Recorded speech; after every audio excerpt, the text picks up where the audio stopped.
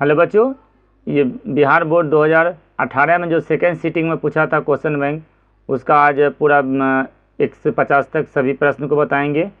और ये जो थोड़ा हार्ड लेवल था तो इसलिए इसको थोड़ा ध्यान से पढ़ना है। और इस बार जो 2025 में एग्ज़ाम दे रहे हैं तो 2-4 प्रश्न तो निश्चित रूप से इसे आएगा ही, तो इसलिए थोड़ा ध्यान से सीख लीजिए ताकि अगर इससे कोई क्वेश्चन आ जाए तो आराम से बनेगा। और 5 नंबर फिक्स मान के चलिए आएगा ही आएगा। तो चलिए बिना देर किए स्टार्ट करते हैं। बाकी अगर किन्हीं को पीडीएफ वगैरह चाहिए तो व्हाट्सएप पर मैसेज कर सकते हैं। और किसी को भी अगर टेस्ट देना हो, ठीक ना, तो एक PYQ टेस्ट अपलोड कर दिए हैं। पूरा 2011 से लेकर 2024 तक में जितना भी प्रश्न आया है सभी का उसमें दिया हुआ, और सभी सब्जेक्ट का।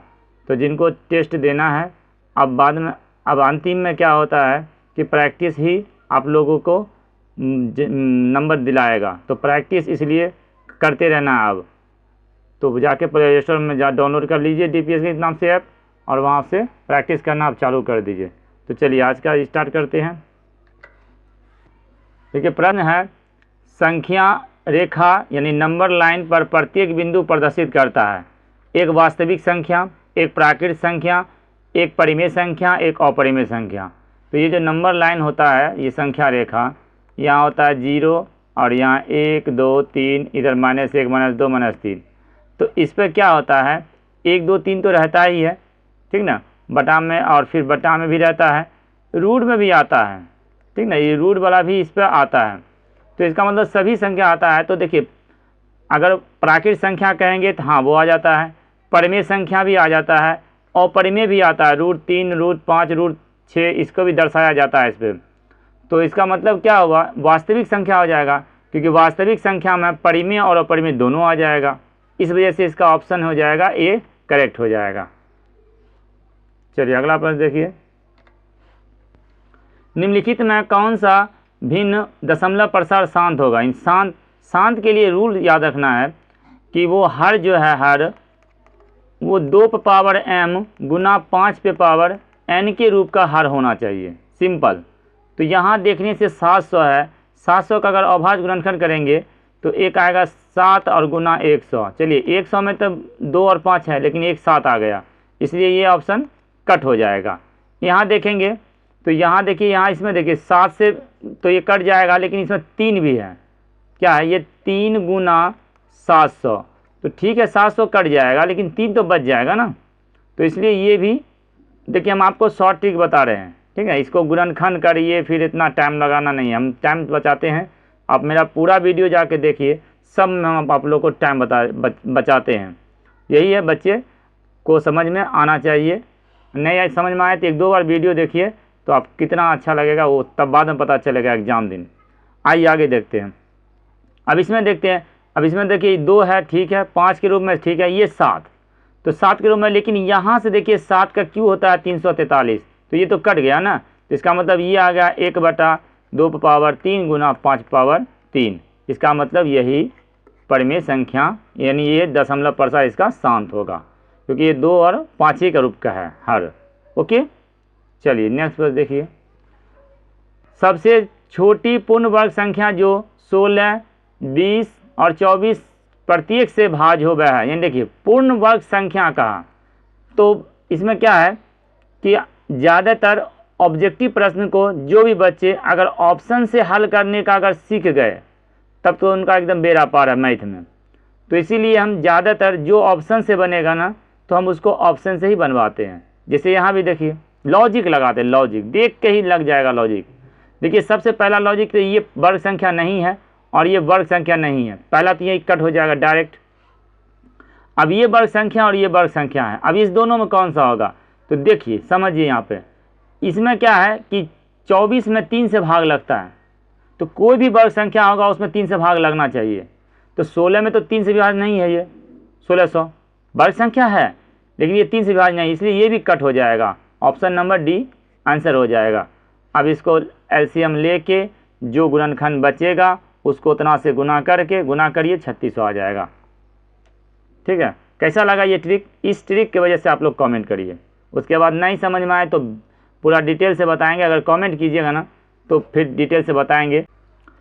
दो संख्याओं का लघुत्तम समावर्तक इनके महत्तम समावर्तक का 14 गुना है। लघुत्तम समावर्तक एलसीएम तथा महत्तम एचसीएफ का जोड़ 600 है।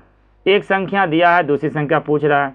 तो सबसे पहले एलसीएम और एचसीएफ पता कर लेते हैं, उसके बाद फॉर्मूला दूसरी संख्या का लगाएंगे। तो एचसीएफ अगर मान लेते हैं, एचसीएफ अगर x है तो एलसीएम क्या हो जाएगा, एलसीएम 14x होगा क्योंकि 14 गुना कहा है। अब दोनों का जोड़ कितना है, 600। तो यहाँ दोनों जोड़ेंगे तो ये आएगा 15x बराबर 600। तो ये काटेंगे अगर तो ये हो जाएगा 40, यानी x की वैल्यू 40। तो एचसीएफ हो जाएगा 40 और एलसीएम हो जाएगा 14 चौक 56 560। देखिए जोड़ेंगे तो 600 आएगा और ये 14 गुना भी है। तो अब एचसीएफ एलसीएम निकल गया। एक संख्या भी मालूम है, दूसरी संख्या पूछा है। तो दूसरी संख्या का फार्मूला अगर वीडियो देख रहे होंगे तो याद होगा, नहीं तो क्लास में भी कोचिंग में पढ़े होंगे। दूसरी संख्या बराबर फार्मूला होता है एचसीएफ गुना एलसीएम बटा पहली संख्या, फर्स्ट नंबर। ये फार्मूला पढ़े होंगे। चलो देख लेते हैं। एचसीएफ है 40, एलसीएम निकला है 560 और एक संख्या है 280। कट जाएगा, काट देते हैं, 0 0 कट जाएगा। 28 दूनी 56, यानी आ गया 20 चौका 80। ये 0 कटा हुआ है, 20 चौका 80। दूसरी संख्या हो जाएगा 80, ऑप्शन नंबर बी। सिंपल प्रश्न है, लिखे तब समय लगा। आप लोग तो सीधा डायरेक्ट लिखिएगा, हमको तो समझाना भी पड़ा, तो एग्जाम में बहुत पहले बनेगा। ओके, चलिए संख्या 23.43 पर रेकरिंग है को पी बटा क्यू में प्रकट किया जा सकता है। हाँ, क्यों नहीं किया जा सकता है। देखिए इसका एक रूल है, रूल याद रखना। क्या रूल है कि सबसे पहले टोटल संख्या लिख देना है। चलो टोटल संख्या लिख देते हैं 23 और दशमलव में कुछ नहीं देंगे, 23 43। और जिस पर रेकरिंग नहीं है ना उसको घटा देंगे -23। और बटा में क्या लिखना है, जितना पर रेकरिंग है उतना 9 लिख देंगे। हो गया, आंसर आ गया। अब इसको माइनस कर देंगे, 3 में 3 जाएगा 0, ये हो जाएगा 2। 23 92 बटा 99 कटेगा तो काटेंगे, नहीं कटेगा, इसलिए इसका आंसर आ जाएगा ऑप्शन नंबर ए करेक्ट हो जाएगा। 23 20 बटा 99, 23 20 बटा 99। ओके, चलो यदि f(x) बराबर 2x² प्लस 4x माइनस 6 का शून्यक अल्फा बीटा हो तो तब पूछा ही क्या होगा। तो यानी कि अल्फ़ा प्लस बीटा और अल्फ़ा इंटू बीटा यही निकालना है। पहले निकाल लेते उसका, इसमें चेक कर लेंगे क्योंकि सभी में अल्फ़ा प्लस बीटा और अल्फ़ा इंटू बीटा है। चलिए चेक कर लेते हैं। तो ये ए बी सी सब जानते ही होंगे, हम उतना नहीं लगाते हैं टाइम क्योंकि पहले से पता होता है ए बी सी कौन है। तो हम निकालते हैं अल्फ़ा प्लस बीटा, क्या होता है -b/a। तो माइनस लिखेंगे और b की जगह 6 लिखेंगे और a का लिखेंगे 2, तो ये आ गया -3। फिर अल्फ़ा इंटू बीटा होता है c/a, c की जगह लिखेंगे -6 और a की जगह फिर 2 आएगा तो ये आएगा -3। इसका मतलब क्या हुआ, दोनों बराबर है। दोनों बराबर है तो ऑप्शन नंबर ए इसका करेक्ट हो जाएगा। अगर ये अलग अलग चिन्ह में भी रहता तो ऑप्शन नंबर ये डी सही होता ना। चलिए रैखिक समीकरण युग्म x + 2y = 5 तथा 3x + 12y = 10 तो बहुपद है। कैसा बहुपद होगा, एकल हो, कोई हल नहीं, एक से अधिक हल हो, अनंतः बहुयामी हल हो। तो ये रूल पता होना चाहिए क्या कि एकल हल मीन्स अद्वितीय। तो अद्वितीय कब होता है, जब a1/a2 बराबर नहीं होता b1/b2 का। कोई हल नहीं कब होता है, जब a1/a2 बराबर रहता b1/b2 लेकिन बराबर नहीं c1/c2 का। एक से अधिक हल कब होगा, जब तीनों बराबर हो, ठीक ना। तो इसका मतलब क्या हुआ कि और अनंतः बहुआयामी हल, वही बात आया संपाती। तो इसमें अब निकालते हैं, देखते हैं। तो एक a1/a2 कितना आ जाएगा 1/3 और b1/b2 हो जाएगा 2/12। काट के देख लेंगे 1/6, यानी दोनों बराबर नहीं है। a1/a2 बराबर नहीं है b1/b2 का, तो क्या होगा, ये एकल हल होगा, यानी एक हल होगा। ठीक ना, इसी को अद्वितीय भी बोलते हैं। समझ गए। निम्नलिखित में कौन बहुपद नहीं है? बहुपद नहीं का पहचान याद रहना चाहिए। पहचान क्या होता है कि x पे पावर कभी भिन्न में नहीं रहना चाहिए, यानी कि p/q में पावर नहीं रहना चाहिए, पहला। दूसरा, x पे पावर माइनस भी नहीं रहना चाहिए। तीसरा, x जो है बटा में नहीं रहना चाहिए, ठीक ना, x बटा में नहीं रहना चाहिए। या दूसरा है, चौथा है x रूट में भी नहीं रहना चाहिए। ये 4 कंडीशन देख लीजिए, बहुपद का एकदम इजी से पता चल जाएगा। चलिए, बहुपद नहीं पूछा है तो ये बहुपद है, ये भी बहुपद है क्योंकि x बाहर है, 3 रू है। हाँ, ये बहुपद नहीं क्योंकि x देखिए बटा में आ गया, इसलिए ऑप्शन नंबर सी इसका करेक्ट हो जाएगा। कुछ नहीं बनाना पड़ेगा, बस देख के ही आंसर हो जाएगा। चलिए, प्रश्न है, यदि 0.3x माइनस 0.37 बराबर 0.37x माइनस 0.3 तो x का मान क्या होगा? सिंपल प्रश्न है, समझना सिर्फ है। तो देखिए, ये है 0.3। अब यहाँ इसको सुनना 2 अंक बना सकते हैं, कोई दिक्कत नहीं होगा। x ये जो इधर है प्लस में, इसको इधर लाएंगे तो ये माइनस आ जाएगा 0.3x बराबर, इसको अब इधर रखेंगे तो 0.3 एक शून्य उठा देंगे बराबर करने के लिए, इसको उधर ले जाएंगे तो ये हो जाएगा प्लस का, प्लस हो जाएगा 0.37। अब घटाएंगे तो देखिए 0.30 है और यहाँ है 0.37, सिंपल समझिए। तो इसमें अगर माइनस करेंगे तो ज़्यादा घटाने वाला है, तो माइनस में आ गए तो श्योर है। उसके बाद क्या आ जाएगा 0.07 आ जाएगा और ये x होगा। यहाँ समझ गए, घटा देना है। अगर नहीं समझ में आए तो देखिए इस तरह घटाना है, दशमलव का घटा आना चाहिए, इजी है, ठीक है। हम जहाँ तक कोशिश करते हैं शॉर्ट में आ जाए तो अच्छा है। बराबर क्या होगा, अब यहाँ देखना है, ये तो माइनस है ना, ये तो पहले से इधर माइनस है, तो यहाँ फिर सेम है कि अगर 0.37 में से 30 जाएगा तो यहाँ आराम से बचेगा प्लस में 7। अब सेम अंक दोनों साइड है तो वो कट जाएगा। अब चिन्ह का बात है तो चिन्ह है माइनस तो माइनस रह जाएगा, तो x बराबर क्या हो जाएगा 0.07 अब बटा 0.07, ये कटेगा, ये माइनस है तो माइनस 1 लगा देंगे, तो इसका आंसर क्या आ जाएगा? ऑप्शन नंबर ए हो जाएगा करेक्ट। 6x⁴y तथा 12xy का महत्तम समावर्तक क्या होगा? महत्तम समावर्तक मौसम पूछा है, HCF पूछा है, जो दोनों में कॉमन है वो HCF होता है। तो देखते हैं कौन कॉमन है।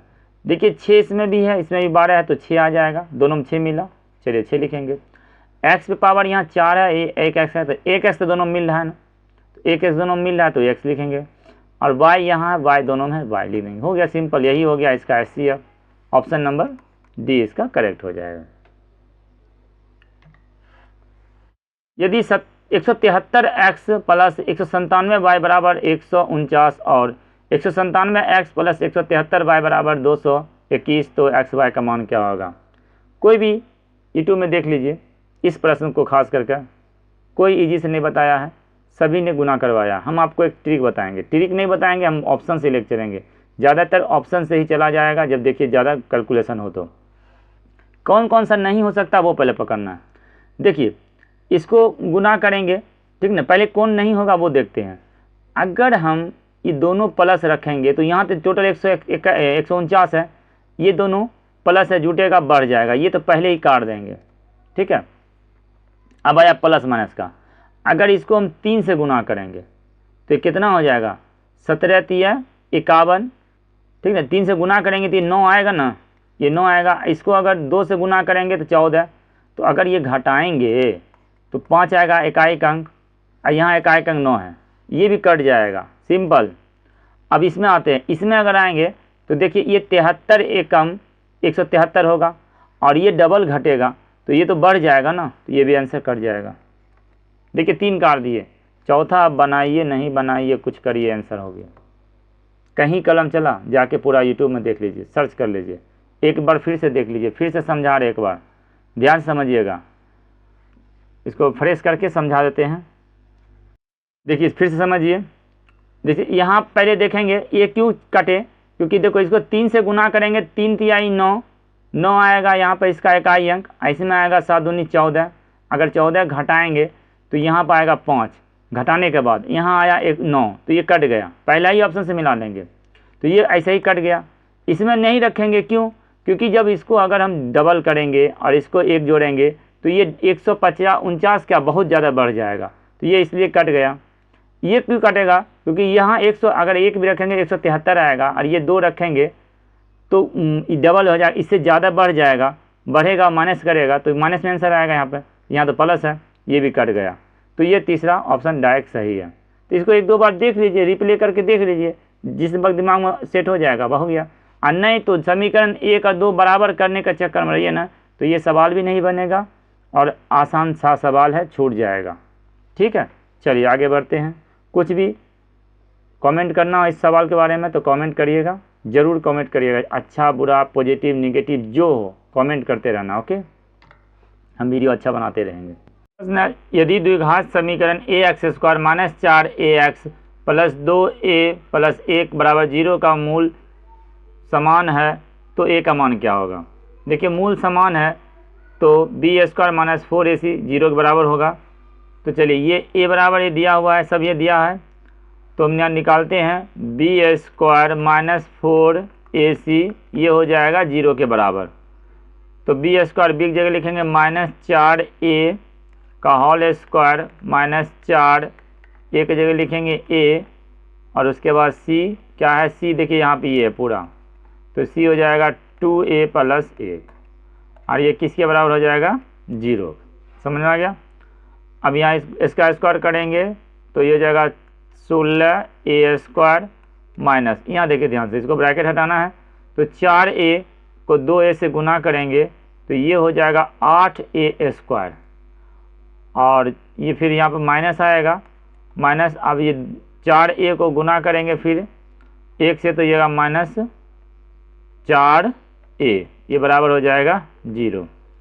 अब 8 में से 16 में से 8 जाएगा तो ये 8a² - 4a बराबर 0, तो ये 8a² बराबर माइनस उधर ले जाएगा प्लस हो जाएगा, ये स्क्वायर है तो 1 कट जाएगा, और a बराबर हो जाएगा 4/8, यानी 1/2, ये ऑप्शन हो जाएगा, ऑप्शन नंबर 20 का करेक्ट हो जाएगा।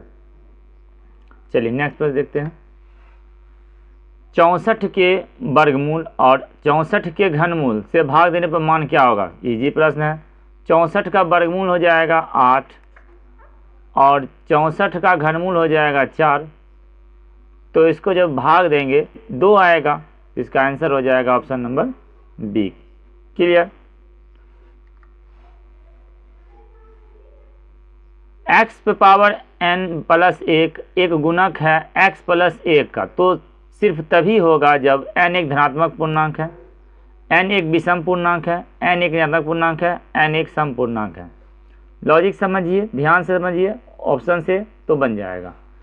कहा है कि इस पर पावर n जो है, n के बारे में बोला है क्या रहना चाहिए। देखिए इसको चेक कर ले एक नज़र, अगर ये x जो भी रहेगा सेम ही रहेगा, तो यहाँ पर मान लीजिए हम x का जगह 2 रखते हैं, तो 2 पे पावर 1 प्लस ये 1 बटा, अब x का मान 2 रखे तो यहाँ 2 लिखेंगे +1, तो इसका हल हो जाएगा 3/3 यानी कि 1, ये कट गया।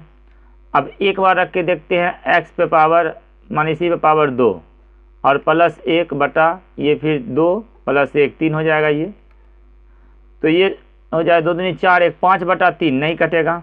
लेकिन अगर फिर 2 पावर अगर 3 रख रहे हैं ना, तो फिर देखिए कट रहा है, 2 पावर 3 का वैल्यू हो जाएगा ये 8 + 1 9/3। तो कहने का मतलब हुआ अगर n जो है, अगर n हम विषम संख्या रख रहे हैं तो ये कट रहा है, चाहे यहाँ कुछ भी लिखें। देखिए 3 पे पावर 3 + 1 बटा 3 + 1 ये भी कटेगा यहाँ, क्योंकि चूँकि सेम है ना आधार, हम पावर का बात कर रहे हैं, पावर n जो है विषम संख्या रहेगा तो ये हर हाल में कटेगा ही कटेगा, इसलिए इसका आंसर हो जाएगा n एक विषम पूर्णांक होना चाहिए, ऑप्शन नंबर बी इसका सही होगा। √10 गुना √15 बराबर है, 4 ऑप्शन है, तो √10 के बदला में क्या लिख सकते हैं, 2 गुना 5, और 15 के बदले हम क्या लिख सकते हैं, एक ही में रूट कर देते हैं, तो 5 गुना 3। तो देखिए 5 तो डबल हो गया, तो एक बाहर आ जाएगा, लेकिन 6 तो नहीं आएगा बाहर ना, तो 5√6 हो जाएगा। ऑप्शन नंबर ए इसका करेक्ट होगा। ये सब इजी प्रश्न था। यदि √3 tan थीटा बराबर 3 sin थीटा, तब sin square theta minus cos square theta का मान होगा। चलिए समझते हैं। इसको लिखेंगे √3 tan थीटा के बदले हम लिख सकते हैं sin थीटा बटा cos थीटा बराबर 3 sin थीटा।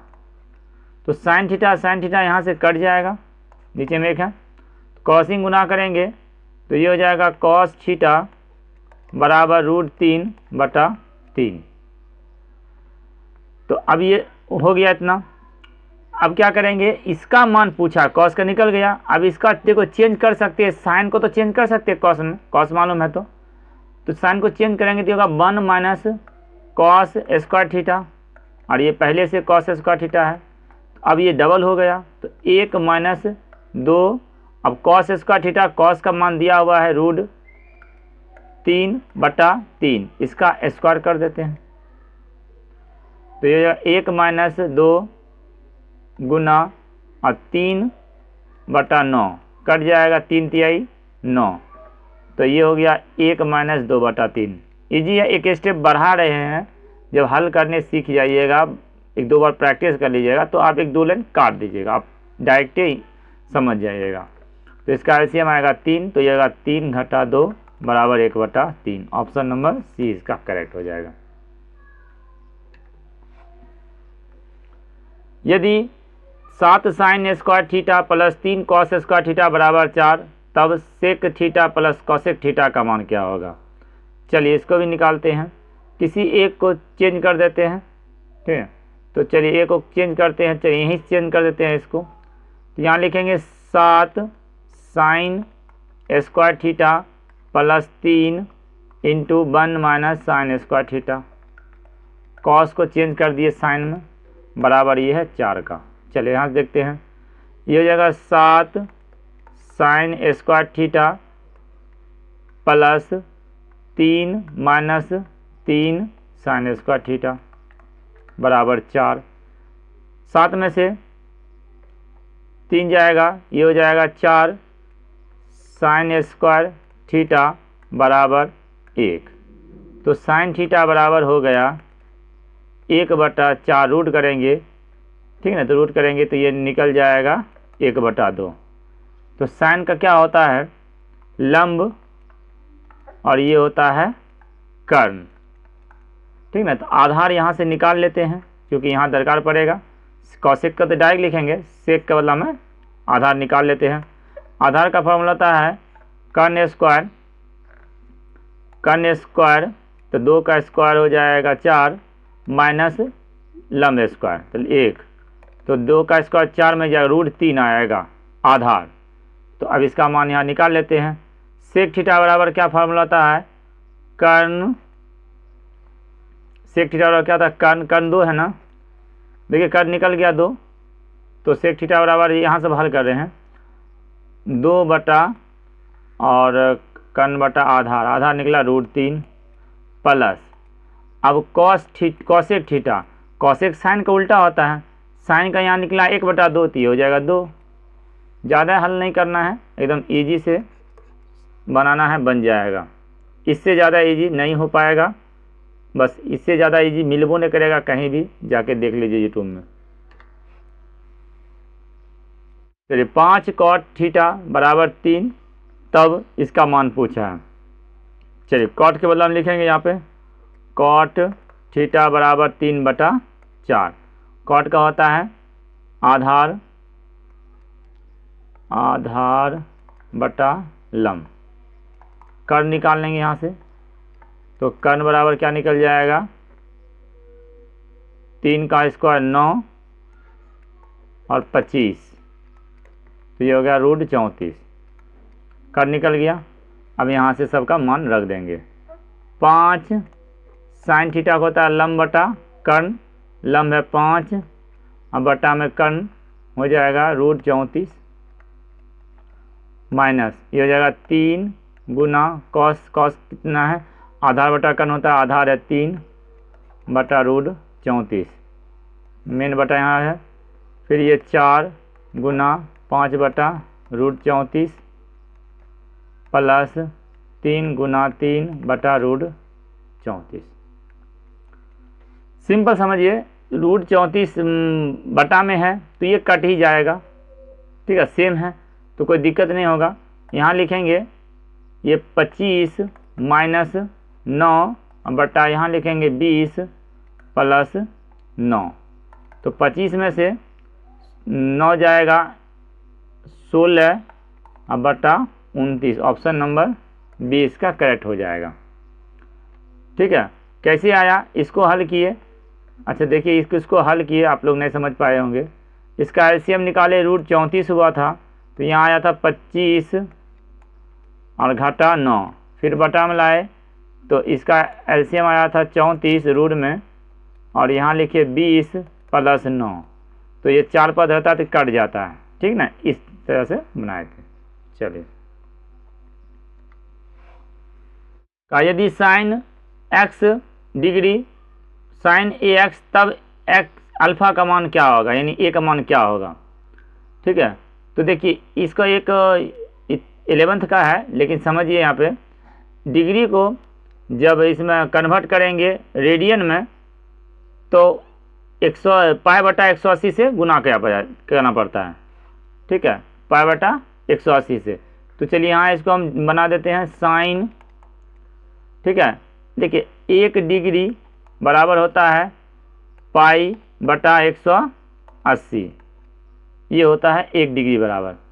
तो यहाँ पे x डिग्री है तो क्या हो जाएगा, x डिग्री है तो x पाई हो जाएगा। तो यहाँ हम लिख सकते हैं साइन x पाई बटा 180 बराबर साइन AX। ठीक है, तो अब यहाँ पर साइन कट जाएगा तो AX में XX कट जाएगा, तो A बराबर क्या निकल जाएगा, पाई बटा 180। ऑप्शन नंबर डी इसका करेक्ट हो जाएगा। tan 15 degree into tan 20 degree into tan 70 degree into tan 75 degree का मान होगा। 4 ऑप्शन दिया है। देखिए यहाँ से 2 डिग्री को पुराना है 90, कौन कौन में पूरेगा, देखिए 70 और 20 90 पूर जाएगा, तो इसका मतलब ये दोनों मिलके 1 होगा। कैसे होगा वही बताते हैं। और ये 15 और 75 ये दोनों मिलके 1 होगा। क्यों, क्योंकि एक किसी को चेंज कर देंगे कॉट में, तो कॉट में गुना कर देंगे तो फिर मान उतना ही हो जाएगा। तो इसका आंसर क्या हो जाएगा, 1, इस दोनों को गुना करेंगे 1, तो 1 गुना 1 बराबर 1। ऑप्शन नंबर डी इसका करेक्ट हो जाएगा। देखिए tan कैसे हुआ वो समझाते हैं। tan 15 गुना tan 75, किसी को चेंज करना है। चलिए इसको चेंज करेंगे, इसको कॉट बनाएंगे, तो कॉट जब बनाएंगे तो 1 बटा हम लिख सकते हैं इसको कॉट में, 1 बटा कॉट 15 गुना ये tan 75। अब एक चीज़ देखिए, फार्मूला पढ़े होंगे कॉट 90 माइनस थीटा बराबर tan थीटा, तो हम इसको लिख सकते हैं ना कॉट 75 के बदला 15 के बदला हमें 90 माइनस 75, तो ये कॉट 90 माइनस 75 हुआ, तो ये हो जाएगा tan 75, तो tan 75 ये कट जाएगा ना। चलिए अगला देखिए, का यदि सूरज की किरण का झुकाव 45 डिग्री से बढ़कर 60 डिग्री होता है तब एक मीनार की छाया 50 मीटर घट जाती है, मीनार की ऊंचाई मीटर में क्या होगा। ये मान लेते हैं एक मीनार है। चलिए मीनार है, पहले इसका जो है यहाँ पर इसको मानते हैं, क्या बोला, पहले वो था 45 डिग्री, यहाँ से देख रहा था ये, यहाँ पे मान ली 45 डिग्री। अब जो जो नज़दीक आएगा ना तो थीटा का मान बढ़ेगा, तो यहाँ पर अगर मान लीजिए आया तो अब यहाँ से ये आने के बाद ये हो गया इसका 60 डिग्री, क्योंकि ज़्यादा मुंडी ऊपर करना पड़ रहा है, तो ये 60 डिग्री, यहाँ तक कोई डॉट नहीं होना चाहिए, ये 45 डिग्री। अब ये घटा कितना, तो यहाँ से यहाँ तक 50 घटा, तो हम मान लेते हैं ये पूरा x है, यहाँ से यहाँ पूरा x है, ठीक है, ये पूरा x है यहाँ तक, तो ये इतना 50 घटा, तो यहाँ से यहाँ कितना दूरी होगा, ये हो जाएगा पूरा x माइनस 50 यहाँ तक। नाम देना है, नाम दे देंगे A B C और ये D। क्लियर। अब कैसे निकालेंगे, हमको निकालना क्या है, ये AB, तो AB निकालना है, AB जो x के बराबर होगा। क्यों, क्योंकि यहाँ tan थीटा 45 यहाँ दिया है, तो tan 45 क्या होगा, इसके दोनों के बराबर होगा, ठीक है। तो यहाँ से हम निकाल लेते हैं मान, यहाँ से, ठीक है, यहाँ से निकाल लेते हैं मान, tan 60 इस त्रिभुज से निकाल लेते हैं, तो tan 60 बराबर, देखिएगा इस तरह का वीडियो कोई नहीं बनाया है, जाके देख लीजिएगा, ठीक है, अभी तक YouTube पे नहीं कोई बनाया, बहुत लंबा लंबा बनाया है, आपको हम कितना शॉर्ट बता रहे सो देखिए, सिर्फ यहीं से मान निकाल देते हैं। देखिए tan 60 बराबर क्या होता है, √3, tan 60 हो गया √3, तो इसका क्या होगा x, ठीक ना, बटा x माइनस 50 बराबर क्या हो जाएगा √3। क्रॉसिंग गुना करेंगे, देखिए एक ही बार आंसर आ जाएगा, क्रॉसिंग गुना करेंगे तो ये हो जाएगा √3 x माइनस 50 √3 बराबर x को इधर ले आएंगे तो ये होगा √3 x माइनस x बराबर उधर जाएगा, ये प्लस बन जाएगा। इसमें से x कॉमन ले लेंगे, क्योंकि x है मीनार की ऊंचाई, x कॉमन लेंगे तो ये हो जाएगा √3 माइनस 1 बराबर 50 √3 हो गया आंसर।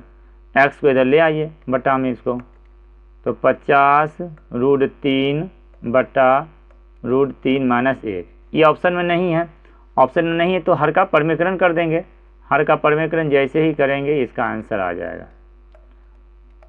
तो हर का परमीकरण करेंगे तो ये हो जाएगा 50 को अगर √3 से गुना करेंगे, ये 50 √3 है, तो ये हो जाएगा 50 अतियाई 150, ये हो जाएगा 150 150 और माइनस 50 √3 ये होगा, बट्टा में आ जाएगा √3 का स्क्वायर 3 होगा, 3 में से 1 जाएगा, सॉरी यहाँ पे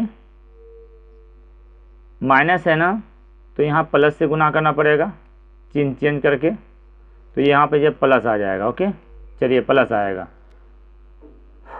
तो अब ये हो जाएगा 3 ना, 3 में से 1 जाएगा तो 2, फिर काट देंगे, 50 से काटेंगे तो 2 से काटेंगे, ये हो जाएगा 75 और ये हो जाएगा 25, फिर 25 कॉमन आ जाएगा, तो 25 अगर कॉमन ले लेंगे तो यहाँ पर 3 प्लस √3, ये आंसर आ जाएगा ऑप्शन नंबर बी। चलिए आगे बढ़ते हैं।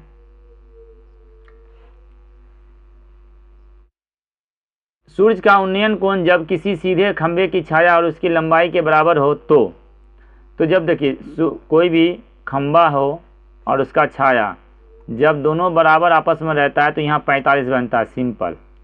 तो 45 के बदला में यहाँ पर डिग्री में रेडियन में दिया हुआ है, इसको चेंज करना पड़ेगा डिग्री में, तो पाई की जगह पर यहाँ पर 180 रखना पड़ेगा। तो कौन सा 180 रखने पर 45 हो रहा है, चलिए यहाँ पर ऑप्शन नंबर सी में 180/4 ये 45 डिग्री होगा, तो इसलिए ऑप्शन नंबर सी इसका करेक्ट हो जाएगा। एक 6 मीटर ऊंचे खंभे की पृथ्वी पर छाया 2√3 मीटर लंबी है तो सूर्य का उन्नयन कौन होगा। सिंपल प्रश्न है, ये 6 मीटर है और यहाँ पे ये छाया है 2√3 और ये 6, यहाँ पूछा है इस कोण का, तो tan का लगा देते हैं, tan थीटा बराबर 6/2√3, 2 से काट देंगे 3 आ जाएगा, तो अब 3 को क्या करेंगे हर का इसका रूट से गुना कर दें, क्योंकि ये रूल में नहीं है मतलब कोण में, तो इसको हम √3 से गुना करेंगे ऊपर भी और नीचे भी, तो ये √3 कट जाएगा और यहाँ से 3 कट जाएगा, तो ये हो गया √3 यानी tan थीटा बराबर tan 60 डिग्री, √3 का मान होता है 60, तो थीटा बराबर क्या हो जाएगा 60 हो जाएगा। ऑप्शन नंबर ए इसका करेक्ट हो जाएगा। चलिए नेक्स्ट 6 मीटर ऊंचे वृक्ष की छाया 4 मीटर लंबी है। 6 मीटर वृक्ष है और छाया क्या है 4 मीटर लंबी। ध्यान समझिएगा, इसको सरल से बनाएंगे तो आसानी होगा। 6 है तो 4 है। उसी समय जब कहेगा कि छाया 50 बन रहा है, छाया 50 है, तब खंबा कितना होगा, तो खंबा क्या होगा x होगा। तो इसमें सेम रेशियो से हटाएं बटा करेंगे तो सही हो जाएगा। 6/x करेंगे तो 4/50 करेंगे, या 6/4 करेंगे तो x/50 करेंगे। ठीक है, कोई भी रेशियो करेंगे आंसर मिल जाएगा। 6/4 तब इसको करेंगे x/50, काट देते हैं, 2 काटेंगे और यहाँ 2 काटेंगे तो ये 25, x बराबर क्या आ जाएगा 25×3 75। क्रॉसिंग जब गुना करेंगे ऑप्शन नंबर डी इसका करेक्ट हो जाएगा। यदि 2 मीनार की ऊंचाई h1 तथा h2 के पादों को मिलाने वाली रेखा के मध्य बिंदु पर मीनार द्वारा बनाए जाने वाले कोण का मान क्रम से 60 और 30 है, तो h1/h2 का मान क्या होगा। देखिए 2 मीनार है, यहाँ से ये मान लेते बीच में मध्य बिंदु है, ये यहाँ पे इसको मध्य बिंदु मानते हैं। अब 2 मीनार है, एक पर बना रहा है 60 डिग्री कोण, एक पर 30 डिग्री। देखिए जितना मीनार के नज़दीक में रहिए ना ऊपर देखने पर तो उतना कोण बना बनता है। तो चूँकि ये बीच में है और ये 60 इधर एक तरफ बन रहा है तो वो बड़ा होगा कोण, मतलब मीनार, और ये छोटा होगा मीनार। गारंटी है, क्योंकि 60-30 बना रहा है, इधर ये 30 बना रहा है और उधर ये 60 बना रहा है। ठीक है, और ये दोनों समान है, यहाँ अगर ये 1 है तो ये भी 1 है। ठीक है, और ये 60 और ये 30। अब इसका h1 है ये और ये h2 है। ठीक है, तो दोनों में क्या करेंगे, इसका tan लगाएंगे सूत्र और इसका tan का 30 लगाएंगे। चलिए tan 60 बराबर क्या होता है, तो tan का होता है h1/1 में तो नहीं लिखेंगे, h1 का वैल्यू हो जाएगा tan 60 का मान √3 और यहाँ h2 का मान हो जाएगा 1/√3 ना होगा। तो अब इसको h1/h2 करेंगे तो इसका बटा हम कुछ नहीं तो 1 है और इसको बटा कर देंगे, हो गया आंसर। 4 के ऊपर जब रहता है तो √1 गुना √3/1, ये होगा 3/1 यानी कि 3:1। ऑप्शन नंबर ए इसका करेक्ट होगा। सभी बच्चे समझ भी नहीं पाएंगे, कमेंट कीजिएगा, इतना शॉर्ट बताएंगे कोई नहीं समझ पाए होंगे।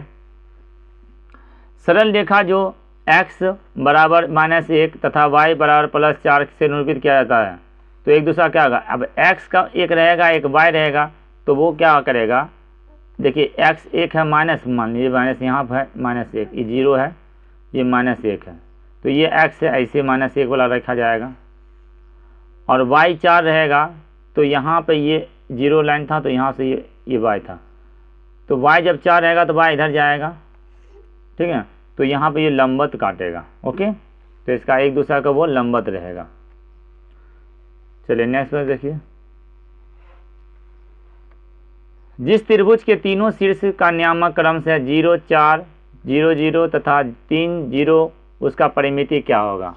एकदम इजी प्रश्न है, परिमिति पूछा है, यानी सभी भुजाओं का जोड़ेंगे तो ये 0 और ये 4 है और ये 0, 0 है और ये 3, 0 है। यहाँ से यहाँ तक का दूरी क्या हो जाएगा 4। ठीक ना, क्यों, क्योंकि फार्मूला लगाएंगे दूरी सूत्र से, x2 - x1 का whole square plus y2 - y1 का होल स्क्वायर। तो ये फार्मूला लगाएंगे तो ये निकल जाएगा 4, ये निकलेगा 3, ठीक है, और ये निकलेगा 5, तो ये हो जाएगा 5, 9, 12। सभी को जोड़ेंगे तो 12। ऑप्शन नंबर सी इसका करेक्ट हो जाएगा।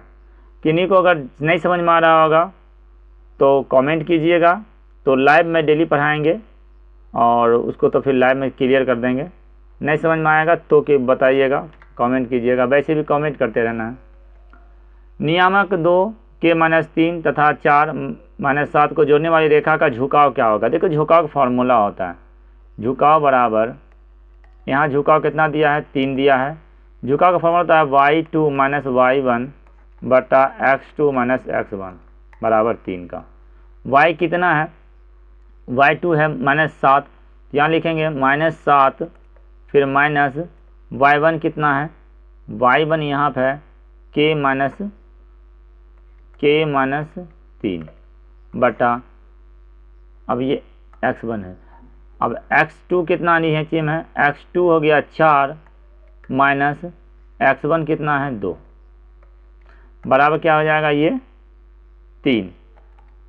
तो क्रॉसिंग जब गुना करेंगे तो पहले इसको हल कर लेते हैं। ये होगा -7 माइनस के प्लस का 3, अब बटा में जाएगा 2 बराबर 3।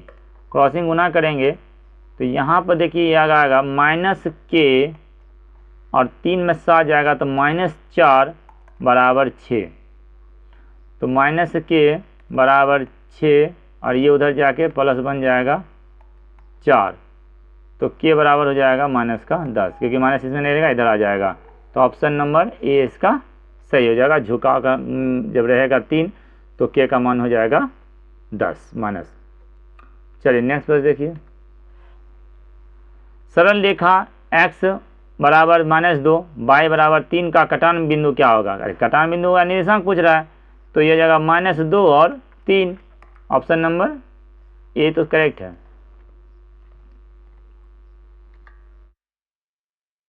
देखिए सरल रेखा 5x - 3y प्लस 10 बराबर 0 तथा अक्षों के बीच बने त्रिभुज का क्षेत्रफल होगा।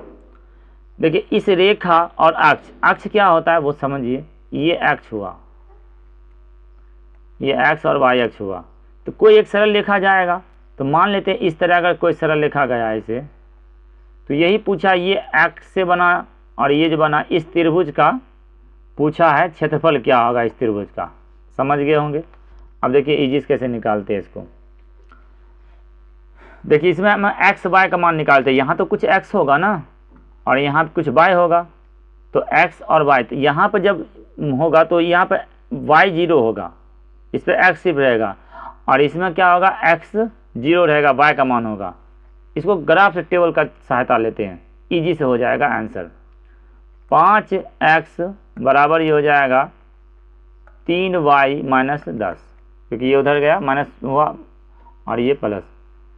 x बराबर हो गया 3y माइनस 10 बटा में 5। ध्यान समझिएगा, एक बार x को 0 रखेंगे तो वो यहाँ वाला निकल जाएगा, ठीक ना, यहाँ का निर्देशांक। और एक बार जब y 0 करेंगे तो इस जगह का निर्देशांक निकल जाएगा। ओके, चलिए पहले क्या करते हैं, x का रखते हैं, तो y बराबर रखते हैं 0। तो देखिए यहाँ से टेबल बनाते हैं, समझ जाइएगा। और इस तरह कोई यूट्यूबर नया भी मिलेगा इस तरह इजी समझाने वाला। देखिए y का मान अगर 0 रखेंगे तो x का मान कितना हो जाएगा, x का मान होगा -2, यानी कि ये कन्फर्म है, ये x अक्ष पे -2 पे, तो मान लीजिए इधर रहेगा ये, तो ये -2 एक निकल गया। अब एक बार x 0 करते हैं, तो x जब 0 करेंगे तो यहाँ 0 अगर रखेंगे, ठीक है, तो यहाँ 0 रखेंगे तो ये कितना हो जाएगा, y बराबर, अगर x 0 रखेंगे तो y हो जाएगा 10/3 का, y हो जाएगा 10/3। तो देखिए एक, और यहाँ पे ये क्या है 0, अब ये 0 0 रहता है। तो देखिए ये समकोण त्रिभुज बन गया। अब ध्यान दीजिए त्रिभुज कैसा बन गया, ये हालांकि इधर बनेगा माइनस में है, तो ये समकोण बन गया। देखिए यहाँ से यहाँ दूरी कितना हो गया 10/3, और यहाँ से यहाँ दूरी कितना हो गया -2, ठीक है, -2 हुआ। क्योंकि ये पता है त्रिभुज का क्षेत्रफल इसमें निकलता है तो माइनस भी प्लस से हो जाता है। तो अब हम इसको समकोण त्रिभुज का क्षेत्रफल से निकाल लेंगे। 1/2 आधार को -2 मानेंगे और गुना सिस्लम को 10/3 ये काटेंगे तो ये हो जाएगा -10/3, क्योंकि माइनस को इसमें त्रिभुज का क्षेत्रफल में नहीं गिनती होता है, इसलिए +10/3 आंसर आ जाएगा। इतना सिंपल है, समझे, एकदम इजी है। इसको इसी तरह बनाइएगा, तो बहुत आसानी से बन जाएगा। तो अब इतना टेबल लिखना ज़रूरी नहीं, जब बनाने लगिएगा तो फिर कुछ आप फास्ट बनाइएगा ना, हम तो आपको क्लियर समझाए ना, तब लगा इतना समय। 1 मिनट का अंदर बनेगा, चाहे कोई भी ऑब्जेक्टिव सवाल हो। चलिए, चित्र में बी डी बराबर सी डी, सी बराबर ए, कोण बी ए डी बराबर कोण सी ए डी, कोण ई बी सी बराबर कोण ई बी ए, तो निम्नलिखित में कौन सा होगा? जब सब बराबर है तो इसका आंसर ये हो जाएगा, सब बराबर। चलिए नेक्स्ट क्वेश्चन देखते हैं। दिए गए चित्र में पी क्यू समानांतर बी सी, पी क्यू समानांतर बी सी, ठीक है। ए पी बराबर 2 दिया हुआ है, पी बी बराबर 6, पी क्यू बराबर 3 सब दिया, तो बी सी बराबर क्या होगा? देखिए जब ये समांतर है ना तो समान रेशियो में भी बटेगा। जैसे अगर ए पी बटा पी बी होगा तो ये पी क्यू बटा बी सी होगा, सिंपल है। तो ये लिखेंगे हम यहाँ पे ए पी बटा ए बी बराबर इसका लेंगे पी क्यू बटा बी सी। ए पी का मान कितना है? 2 बटा ये टोटल ए बी कितना हो गया? 6 2 8 बराबर पी क्यू कितना है? 3 बटा बी सी।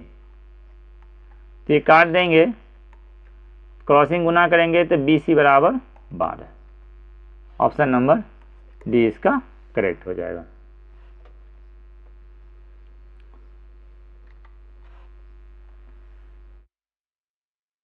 त्रिभुज ए बी सी तथा त्रिभुज डी ई एफ समरूप है। दोनों क्षेत्रफल क्रमशः दिया हुआ है 9 और 16। ई एफ दिया है तो बी सी पूछा। देखिए जब क्षेत्रफल दिया है तो भुजा पूछेगा, तो पहले ही पढ़ाए हैं कि उसको रूट कर देना है, ठीक है। तो उसको रूट, हाँ सिर्फ ये ध्यान देना है पहले कौन सा दिया। देखिए पहले ए बी सी दिया हुआ है तो ये ए बी सी का क्षेत्रफल हुआ, और यहाँ डी ई एफ का दिया है तो बी सी ए को ध्यान देंगे, पहले लिखेंगे। चलिए इसको रूट कर देंगे, तो ये रूट करेंगे तो ये आएगा 3 बटा 16। 3 बटा 16 आया। तो पहले 9 है ए बी सी, तो बी सी पूछा, तो ये किसके बराबर होगा? बी सी बटा और ये 4.2 का। सिंपल हो गया आंसर, क्योंकि रूट कर देंगे वो भुजा निकल जाता है, तो इसका रूट कर दिए भुजा निकल गया। अब भुजा यहाँ दिया हुआ है तो इसको कंपेयर कर देंगे, तो कटेगा तो काटेंगे, नहीं कट रहा है छोड़ देंगे। इस एक बार कट रहा है फिर भाग देना पड़ेगा। चलिए बी सी बराबर डायरेक्ट लिखते हैं, बी सी बराबर 4.2 गुना 3 बटा 4। काटते हैं इसको, 2 से काटेंगे 2 आएगा, ये आएगा 21, ठीक है। तो ये आएगा 2.1। इसको जब गुना करेंगे तो 21 तिहाई 63, 6.3 बटा 2, 6.3 को आधा करेंगे तो ये आएगा 3.15, ठीक है। ऑप्शन नंबर बी इसका करेक्ट हो जाएगा।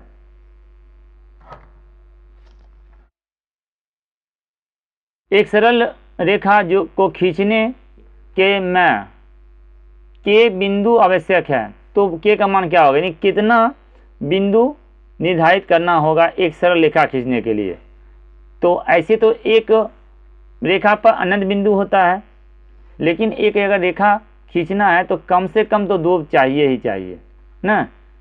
तो 2 कम से कम चाहिए एक रेखा खींचने के लिए। ओके,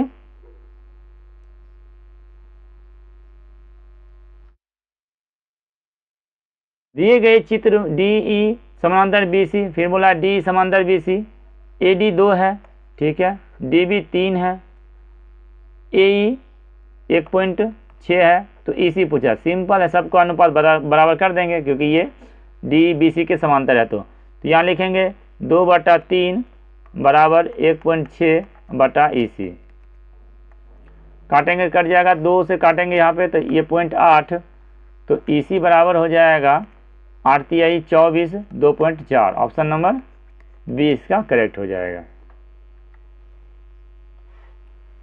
ठीक है, 4:24 अपराह्न पर घंटे की सुई दोपहर के बाद कितने डिग्री घूम जा चुकेगी? देखिए एक घड़ी है ये, और यहाँ 12 बजा होगा, ये 1 बजा होगा, ये 2 और ये 3, और यहाँ पर आया है तो 4 ना। घंटा का सुई यहाँ पे था, अब वो 4 पे आया। अब 4:24 हुआ तो कुछ और चला होगा, ठीक है। तो पहले 4 बजे तक में कितना चला होगा। घंटा का सुई एक बार पूरा राउंड करता है ना तो 12 घंटा होता है, और 12 घंटा होता है लेकिन पूरा राउंड करेगा ना तो वो 360 घूमेगा। तो 1 घंटा पर कितना पड़ रहा है इसको, 30 डिग्री, यानी 1 घंटा में वो 30 डिग्री घूमता है। तो यहाँ से यहाँ तक 4 घंटा लगा, तो 4 घंटा में तो ये 4 घंटा में 120 डिग्री घूम गया। अब समझिए, अब एक यहाँ से यहाँ आने में उसको 1 घंटा में कितना, 1 मिनट में कितना पड़ेगा तब। तो अगर 1 घंटा में अगर 30 डिग्री बना रहा है तो 24 मिनट में वो कितना बनाएगा ना। तो 1 मिनट पर पहले देखते कितना बनाएगा। वावसन बिना 60 मिनट में, ध्यान समझिएगा, अब 60 मिनट, 1 घंटा में 60 मिनट, 60 मिनट में वो 30 डिग्री कोण बनाता है। तो 1 मिनट में वो कितना डिग्री कोण बनाएगा, तो 30/60 यानी कि आधा डिग्री कोण बनाएगा। तो 1 मिनट में वो आधा डिग्री कोण बनाता है, कौन, घंटा का सुई। अब पूछा है यहाँ 24 मिनट में, तो 24 मिनट में वो फिर कितना हो जाएगा, 24 मिनट में वो 12 मिनट का बनाएगा, यानी 120 और प्लस में 12, 132 डिग्री का वो कोण बनाएगा। आशा करते समझे होंगे, नहीं समझे होंगे तो कमेंट कीजिए, एक ही इलाज है। और अगर यहाँ तक आए होंगे तो वीडियो तो अच्छा लग ही रहा होगा। साथ में आप लोग के लिए एक क्वेश्चन बैंक टेस्ट सीरीज बना दिए हैं, PY2 टेस्ट सीरीज नाम से। प्ले स्टोर में जाइएगा, DPS गणित लिखिएगा, ऐप आ जाएगा, उसमें एकदम बिल्कुल फ्री है। जाके सभी विषय का टेस्ट देना चालू करिए। टेस्ट नहीं दीजिएगा, कुछ कितनों सीख लिए पता नहीं चलेगा कितना नंबर ला पाइएगा। किसी त्रिभुज के तीनों लंब ऊंचाई को मिलाने वाले बिंदु निम्नलिखित में क्या कहा जाता है। तीनों लंब जब मिलता है तो ये लंब कण होता है ना। ऐसे देखिए त्रिभुज है, तो यहाँ से ये लंब इस पर गिराए, यहाँ से इस पर लंब गिराए, और यहाँ से इस पर लंब गिराए, तो तीनों को क्या बोलते हैं, लंब केंद्र बोलते हैं। एक जगह जब मिलता है वो, तो वो लंब केंद्र होता है। यदि दो वृत्त एक दूसरे को बाहर से छूता हो तो दोनों पर कितनी स्पर्शिका गुजरेगी। अच्छा, एक वृत्त ये हुआ और एक वृत्त ये हुआ, दोनों बाहर से स्पर्श किया, तो इसमें से कुल 3 जाएगा स्पर्शिका। एक तो यहाँ से ऐसे जा सकता है, एक यहाँ से इस तरह जा सकता है, दोनों टच करता हुआ जाएगा, ठीक है, और एक इस बीच से जाएगा। तो टोटल 3 स्पर्शिका गुजरेगा। PQRS एक समांतर चतुर्भुज पूर्णतः वृत्त से घिरा है, तो यह एक क्या नहीं हो सकता, विषमकोण चतुर्भुज, तो समचतुर्भुज, वर्ग, आयत, समलंब चतुर्भुज। देखिए ये जो है इसमें विषमकोण चतुर्भुज बोला, अगर ये विषमकोण चतुर्भुज है ना, समचतुर्भुज ही कहलाता है, ठीक है। तो ये हो जाएगा, क्योंकि विषम कोण मतलब क्या हुआ, जिसका कोण समान नहीं हो, जैसे ये कोण अलग अलग, ठीक है। तो ये समचतुर्भुज होगा, इस कोण का माप इसका सबका सब अलग अलग रहेगा, ठीक ना। आमने सामने का बराबर रहेगा लेकिन ये विषम कोण हो जाएगा ये दोनों का, तो आमने सामने का भुजा सब बराबर रहेगा, तो ये इसमें सेट हो जाएगा, ठीक है। उसके बाद वर्ग भी समांतर चतुर्भुज है, वर्ग भी समांतर चतुर्भुज है, आयत भी समांतर चतुर्भुज है, समलंब समांतर चतुर्भुज नहीं है। समलंब भी यहाँ फिट हो जाएगा। देखिए क्वेश्चन कुछ बोला नहीं है इसमें, ये समान पूर्णतः वृत्त से घिरा, कोई सवाल ही नहीं इसमें था। सीधा देखिए कहना था कि समांतर चतुर्भुज कौन नहीं है, बस। तो विषमकोण समचतुर्भुज ये भी हो जाएगा, वर्ग भी है समांतर चतुर्भुज, आयत भी समांतर चतुर्भुज है, समलंब समांतर चतुर्भुज नहीं है। सिंपल सा ऑप्शन ये हो गया, ज़्यादा इसमें और कुछ नहीं देखना। चलिए आगे बढ़ते हैं। दिए गए चित्र PQRS एक चक्रीय चतुर्भुज है जो O केंद्र वाले वृत्त से पूर्णतः घिरा है, तब कोण RPS का मान क्या होगा।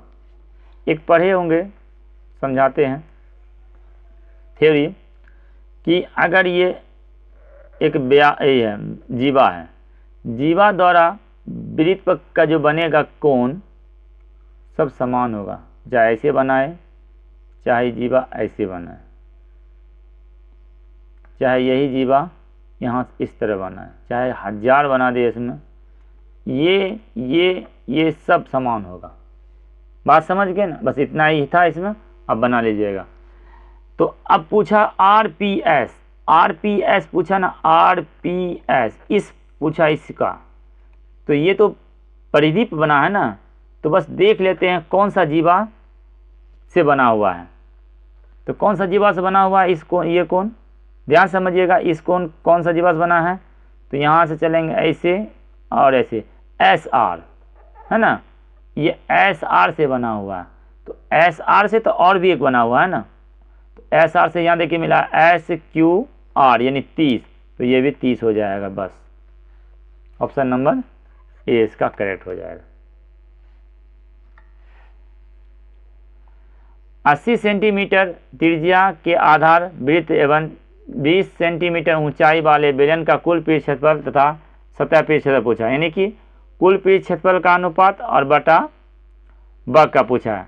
तो कुल पृष्ठ क्षेत्र का फॉर्मूला आता है 2 pi R into H plus R, और बटा में वर्ग पृष्ठ क्षेत्र होता है 2 पाई आर एच, सिंपल।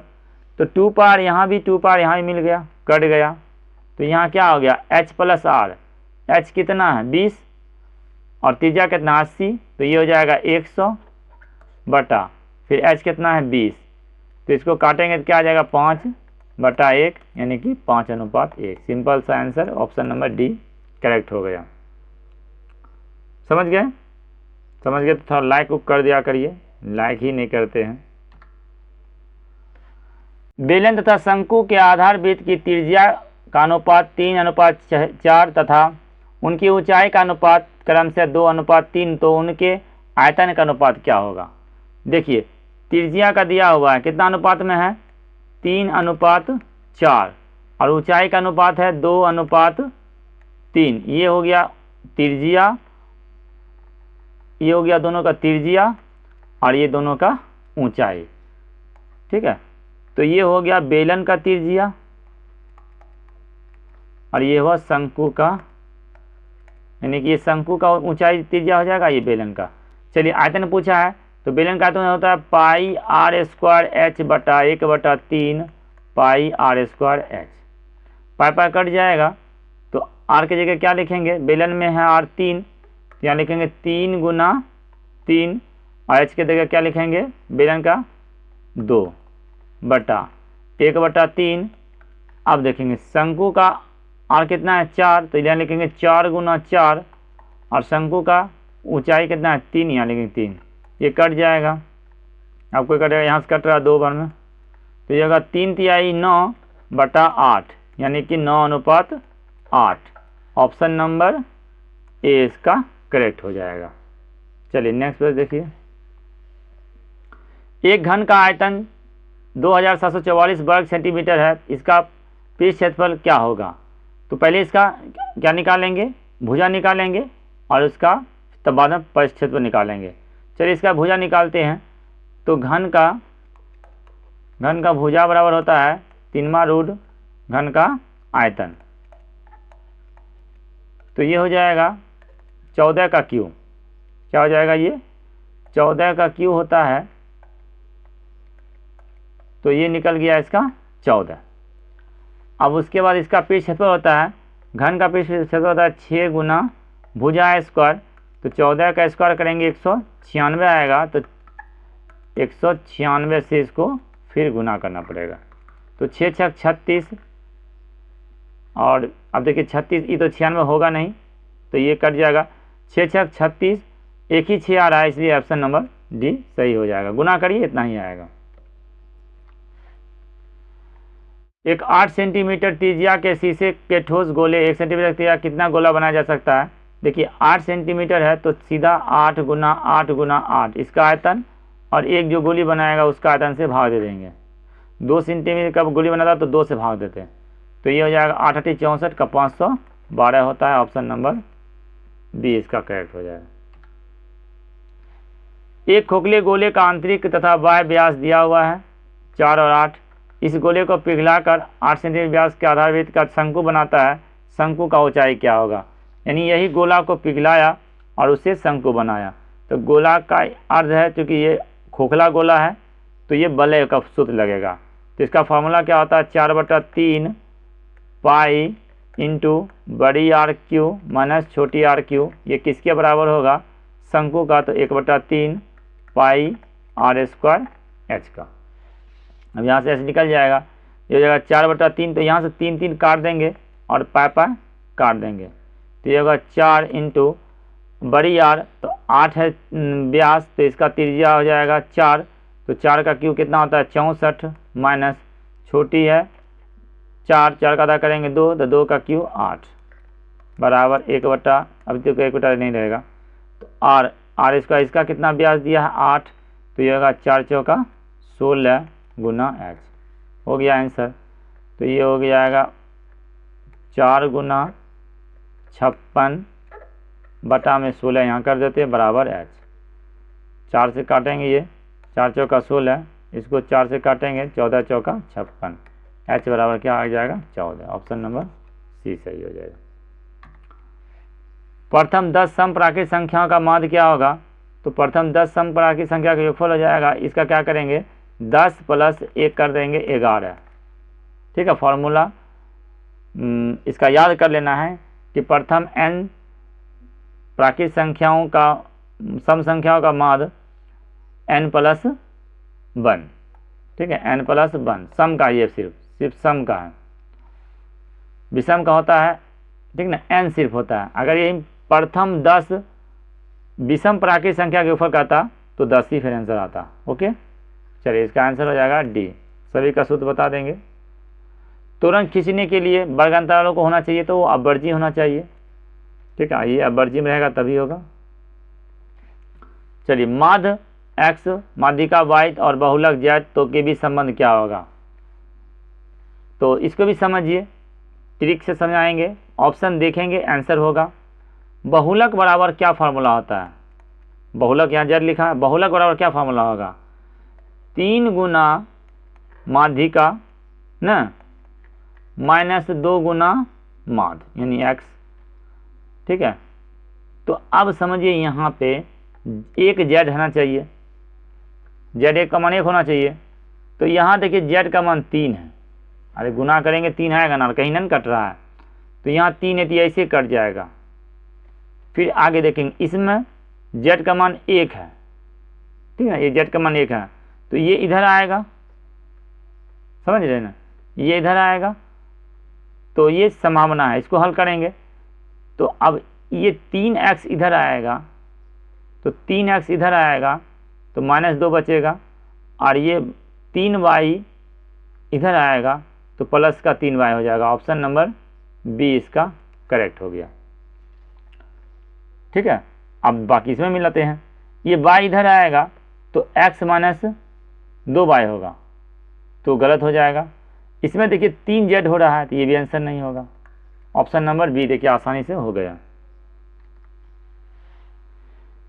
एक साथ 2 सिक्का को उछालने पर कम से कम 1 हेड आना। तो एक साथ 2 सिक्का उछालेंगे, कुल हो जाएगा 4। तो 4 में हर में 1 हेड आएगा, सिर्फ एक में जो है दोनों में टेल आएगा, बाकी सब में 3 बार जो है हेड आएगा ही आएगा, चाहे 1 बार आए, 2 बार आए या 3 बार आए। 3 बार तो आएगा नहीं, लेकिन सब में आएगा ही। ठीक है, हेड आएगा, तो इसके लिए इसका आंसर आ जाएगा 3/4, ऑप्शन नंबर डी।